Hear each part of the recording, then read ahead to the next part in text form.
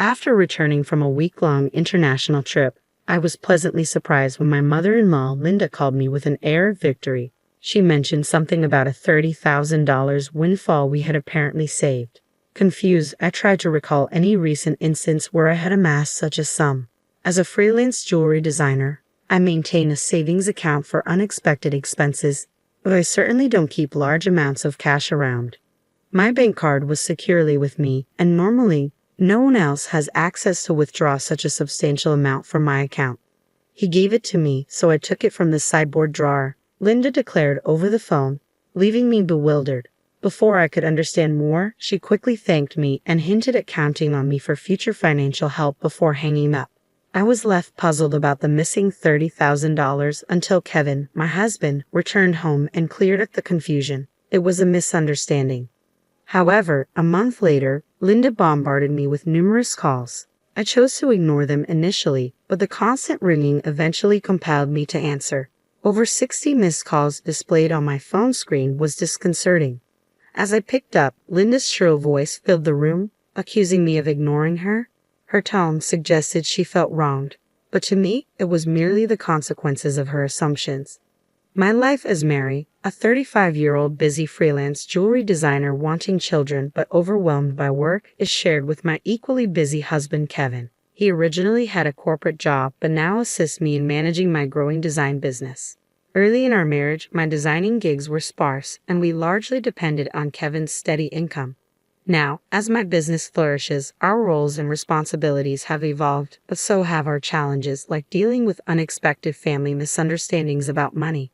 As I neared the age of 33, my career as a jewelry designer had begun to flourish, necessitating better organization of my increasingly hectic schedule.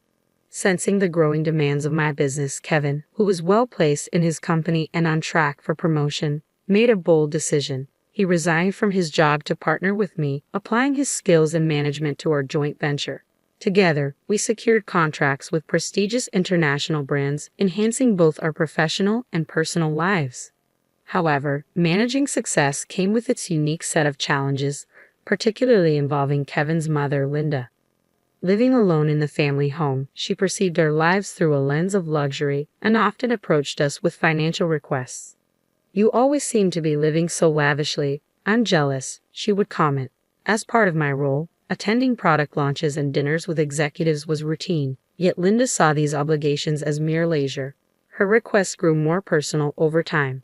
"I'm going to throw a party for my friends soon. Can you give me some money for it?" she asked on one occasion. Although it might appear that we could easily afford such expenses, maintaining our business image was costly and filled with obligations that we couldn't ignore. We weren't living in luxury. These were necessary aspects of our work. Despite my repeated refusals, Kevin, being her son, would occasionally acquiesce to demands, reasoning that a little financial help was a small price for peace. "If giving her a little money keeps her quiet, then it's worth it," he argued, finding it simpler to appease her than to have her work disrupted. Yet Linda's demands only escalated. Recently, she expressed a desire for a new dress for an upcoming gathering. Just the other day, Linda came over and pestered Kevin. "Wouldn't a two-piece suit work? We've been asked to buy clothes before," she said. There might be cheaper options, but what Linda wants is certainly not cheap. I explained to her that her rebuttal was that it was a fancy party, and she couldn't be the only one dressed in old clothes. Furthermore, she insisted on a matching bag, leaving us exasperated. To manage her frequent requests, Kevin had previously set up a credit card in Linda's name, instructing her to use it for her expenses. Initially, she overspent significantly and was cautioned by Kevin. Although he asked her to inform us before making significant purchases, she continued her extravagant spending. This pattern of financial demands has left both Kevin and me at our wits' end, trying to balance the delicate act of supporting family while maintaining the integrity and sustainability of our business. I discovered an exquisite ring and couldn't resist purchasing it, though I regret not informing you beforehand. Unfortunately, the bill was exorbitant. If spending is going to be this unrestrained, perhaps it's best to return the card. We simply cannot cover these costs. The credit card was in Linda's name, but Kevin was the one managing and paying the bills. Linda seemed to misunderstand the purpose of the credit card, treating it as if it were an unlimited resource. She didn't grasp that every purchase made would eventually need to be paid for, and since the money wasn't coming directly from her own pocket, she continued to use it freely. Recognizing the need to curb her spending, Kevin decided to set a spending limit on her card. This led to Linda storming into our home one day, frustrated and complaining. "What the heck? I couldn't pay for my shopping the other day," Linda complained. "Why?" We explained that your excessive spending was straining our finances, which necessitated lowering your monthly limit. Kevin replied, trying to maintain some peace. "It's still enough, right? But you two are still dressing up and going to fancy places. How is what I'm doing any different?" Linda protested, viewing our activities as purely recreational. "That's part of our job, Linda. If that's a job, then what I'm doing isn't any different," I explained. "It's unfair that only you two get to have all the fun," she argued. While it's true that our work involves attending product launches and parties in luxurious venues, these are professional obligations, not leisure activities, despite her misconceptions. Setting a spending limit on Linda's credit card seemed to have calmed the situation somewhat. Occasionally, Linda would visit and air her grievances to Kevin, but overall, life proceeded without major disruptions. As the end of the year approached, an exciting opportunity presented itself. A foreign brand manufacturer approached me with a proposal to expand our business dealings by relocating our base overseas. The prospect thrilled me, as it could potentially elevate me to the ranks of top-tier designers. Kevin, ever supportive as my manager, was all for taking the leap. "It's a chance we have to take," he affirmed. However, the prospect of moving abroad brought a new concern. Linda. Given her past behavior, it was a legitimate worry that she might insist on joining us overseas. The idea of living internationally was appealing, yet the thought of dealing with Linda's demands in a new country was daunting. When we shared our plans to move overseas for work with Linda that weekend, she responded exactly as we predicted. "I want to come too," she declared, assuming our move would be an endless vacation. "We're going there for work. It won't be as leisurely as you think," Kevin tried to clarify. "You're trying to trick me. You plan to live even more lavishly there without me watching," she accused. "We're not moving there permanently. We'll come back after our work is done," I assured her. I explained, trying to ease her concerns. "Yes," she retorted, "you're saying that, but you're planning to leave me behind, aren't you?" Exhausted by this repetitive argument, both Kevin and I were weary. In an attempt to compromise, Kevin suggested, "Okay, we can't take you with us, but how about we pay for a week-long trip for you instead?" Linda perked up at this. "Really? Are you sure? We'll cover your flight and hotel, but you'll need to manage the rest," Kevin affirmed, pleased at least for the moment. However, the peace was short-lived. A few days later, while Kevin was preoccupied with the overseas move arrangements, Linda dropped by unexpectedly. "Hey, Mary," Kevin said, "but I want to shop over there too. Can you give me some money?" she asked. "What about the card that Kevin gave you?" I inquired, knowing she had a designated credit card for such expenses. Linda's face fell. "That's the thing. Kevin finally took it away from me the other day," she admitted. It appeared she had been reprimanded for overspending, and anticipating the challenges of managing finances with different currency rates overseas, Kevin had confiscated the card.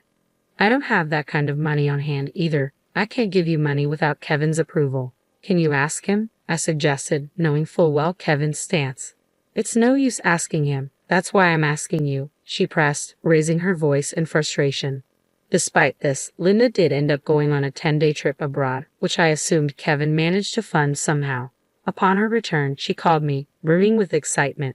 "I'm back, and it was so fun." She excitedly shared tales of her sightseeing and dining adventures. "Though I hadn't asked, and I overbought souvenirs. I could have fit them in my suitcase if I had them shipped here. Can't wait for them to arrive," she exclaimed. "That's nice," I replied, trying to keep my tone neutral despite feeling a bit overwhelmed. "Thanks to the money you saved up, I had a blast," she exclaimed. "Saved up money? What are you talking about?" I responded, puzzled and a bit alarmed, having no recollection of setting aside money for her splurge. "I found it in your house's sideboard drawer," Linda said, claiming she took $30,000. I was stunned. Why would such a large amount of cash be stashed away at home, especially not in a drawer where anyone could find it? Confused, I confronted her. "I'm not sure what money you're talking about, but taking it from our house without permission is theft, even if you're family. Do you understand that?" I asked. Linda's response was unsettlingly casual. "That's why I'm telling you now. I used it. Consider it a post factum report," she declared unapologetically. I have no idea about this money, but if you took it and used it without telling anyone, that's a crime. And if it was something Kevin had set aside for an important transaction, it's even more serious, I explained, trying to make sense of the situation. Despite this, there hadn't been any noticeable disruptions in our business finances during her trip. You two live so extravagantly, so why can't I have a little of that? Think of it as doing a favor for your parent. It's not a big deal, right? She rationalized, showing a sense of entitlement that was hard to comprehend. It's one thing to ask for help from your son and his wife, but this is not how you should behave after taking someone else's money, I replied, still in disbelief. I'm glad you enjoyed your trip. I'll have to discuss this with Kevin when he returns, I continued. Kevin will understand. After all, I'm his only mother, and $30,000 isn't much to him, she assumed. All right, I'll pass the message along, I said, astounded by her lack of awareness. Later that evening, when Kevin came home, he looked troubled. Mary, do you know about the money? I left it in the drawer, he asked urgently. 15 days ago, I withdrew it from my bank account, and now it's gone. Keeping such a large sum in a drawer, didn't you think it was careless? He questioned. I needed cash immediately for an urgent payment. Do you know anything about it? It suddenly clicked. Linda's earlier call, thanking me for the $30,000 and mentioning how much fun she had, made sense now. It was Kevin's money, meant for a crucial purpose. Kevin, today Linda called, thanking us for the $30,000 and saying she had a blast with it. I didn't understand what she meant until now. I explained, piecing everything together. So it was Kevin's money, but what was such a large amount meant for? I asked. Hey, if it wasn't for a business payment, we've been doing bank transfers for a long time, right? Why cash all of a sudden? I questioned, trying to understand the whole scenario while dealing with the ramifications of Linda's actions. I was aware it was Kevin's money that had disappeared, but the full context was still unclear to me. Linda, it turned out, had taken the money without informing us, and I needed to understand why.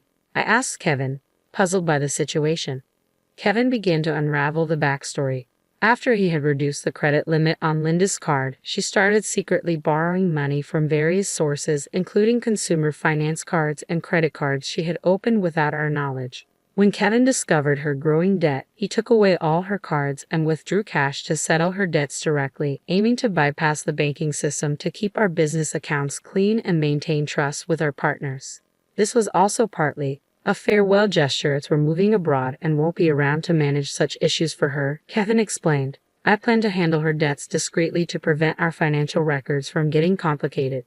A month had passed since then, and as I was busy packing for our move, Linda's frequent calls became hard to ignore. When I finally took her call, her voice was tinged with desperation. Why aren't you answering my calls? I've called so many times, she said, almost in tears. I'm sorry, Linda. I've been caught up with the move. What's going on? I asked, trying to remain calm and give her a chance to explain her side. It's not just one thing, it's everything. They're asking for payments almost every day. It's too much, Linda confessed, her voice cracking under the strain. Have you tried contacting Kevin about this? I inquired, hoping she had sought his help first. He seems to be blocking my calls. I can't get through to him at all, Mary. You're my only hope now. Please help me, she pleaded. I realized then just how complex the situation had become. Linda's financial recklessness had led her into a labyrinth of debt, and now, isolated from Kevin's assistance, she was turning to me as her last resort. As we prepared to start anew in a foreign country, the challenges of dealing with Linda's financial chaos loomed large, demanding immediate attention before we could fully focus on our new beginnings. I was taken aback by Kevin's drastic approach toward his own mother. If he had used the prepared funds to directly settle Linda's debts, this distressing situation might have been avoided. Instead, Linda was now overwhelmed with collection letters and relentless calls from finance companies and consumer lenders. It was a scene reminiscent of something from a dramatic film, one I had never expected to witness in real life. I'll talk to Kevin, but I can't guarantee what he'll do. A son should help his mother in trouble, right? Please ask him for me, Linda pleaded at the end of our conversation. However, with our impending business expansion and our financial resources already stretched thin, we couldn't afford to further assist Linda, especially given that she had misused the money meant to settle her debts. When I relayed the details of the call to Kevin upon his return home, he responded with a mixture of fatigue and resignation. I had planned to sort things out before we left, but she squandered that chance herself, he said coldly. Indeed, the money was originally earmarked to clear Linda's debts, but she had instead blown it on a lavish trip, leaving no room for excuses. As Linda's calls persisted, I followed Kevin's lead and set her number to block, although part of me wished to help her. After all, she was Kevin's mother, but there was nothing I could do if he had chosen to detach from the situation. Meanwhile, the day of our move overseas was quickly approaching, and I still had a lot to pack. Amid the chaos of packing, I discovered another troubling piece of news. Linda had resorted to selling her house to manage her debts. It turned out she had concealed even more liabilities than we knew. The total amount was so substantial that even after selling her property, she couldn't cover it all. The thought of losing the family home where Kevin had grown up was profoundly upsetting. "Hey, our family home is gone. Are you okay with that?" I asked, sensing his sadness. "How can I be okay, but there's nothing we can do," Kevin replied, his voice tinged with sorrow. Losing the house where he grew up must have felt like a great loss, akin to how I felt when I lost my parents' house early in life. In the midst of these complex feelings and the heavy task of packing, we had to come to terms with the fact that some situations were beyond our control and focus on our future. As we prepared to start anew in a different country, the bittersweet reality of losing a family home struck me deeply. I observed the situation unfolding with Kevin. Unlike my past experiences, Kevin had not only lost the tangible structure where his earliest memories were formed, but also his emotional sanctuary. All this while his mother, Linda, is still alive. It's an indescribable feeling, the mixture of loss and displacement, especially under such painful circumstances. I thought, the impact is profound and complex, far more than mere bricks and mortar. It's about losing a part of one's history and the comfort of a place to return to that no longer exists. Linda, now residing in a modest apartment, faces the daily grind of managing her debts. She works part-time, a challenging reality given her age. Employment opportunities for the elderly are not just limited, they're often physically demanding and less rewarding. This stark new reality for her is a drastic shift from her previous life, believed to be filled with unchecked spending and financial freedom. Though sympathy naturally arises seeing her struggle, it's tempered by the knowledge that her situation is the direct result of her own financial imprudence. Life teaches us that actions have consequences, and Linda's case reaffirms the harsh truth that financial responsibility is crucial at any age. Back in our new environment, the business is thriving beyond our initial expectations. The move overseas has catapulted our brand into the international spotlight, bringing in a flurry of inquiries and offers from various corners of the globe. Every new email and call brings potential for expansion and collaboration, which is incredibly exciting but also immensely demanding. The success is exhilarating, however, it envelopes our entire lives, leaving little room for anything else. Days blend into nights as we navigate time zones and cultural nuances, striving to make the most of this golden opportunity. Despite the professional achievements, our personal lives bear the weight of our relentless schedules. The dream of expanding our family seems more like a distant vision, something we hope to circle back to when the waves of immediate demand subside. Kevin, who juggles multiple roles from logistics to client management, feels the strain acutely. As partners in both life and business, we find ourselves pondering the future and our priorities, wondering how we can align our professional goals with our personal desires. As I look out of our apartment window, taking in the view of the far landscape, the neon lights blur into the night, mirroring the blur of our daily lives. It's a view filled with promise and anonymity. A stark contrast to the familiar streets we once knew. This city, vibrant and relentless, is now our home, yet it starkly contrasts with the quiet, steady life we left behind. The complexity of our new life is exciting but also daunting, filled with endless tasks and decisions that challenge us at every turn. Navigating this new chapter, I often find myself reflecting on Linda's situation and the broader implications of our familial and financial decisions. It's a continuous learning curve, understanding how deeply intertwined our choices are with the fabric of our lives. Each decision, each sacrifice, and each success shapes not just our immediate circumstances but also the legacy we leave behind. As we build this new phase of our life, we remain mindful of the delicate balance between achieving success and maintaining the relationships that define who we are beyond our business achievements.